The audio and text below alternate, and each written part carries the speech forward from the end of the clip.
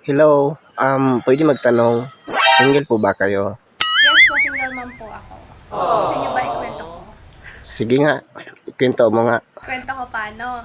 Ha? Hindi, pero oo, mag-isa lang ako. Wala naman kayo nakikita ang daddy, diba?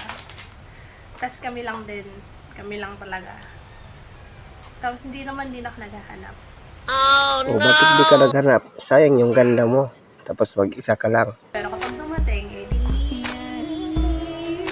kikiligin. Tapos iiyak ulit. Yun lang, nakailang jowa ka na ba? Dati, mula nung simula. Yung legit na ex, 3 lang po. Wala yung mga fling-fling dyan nung mga high school, wala.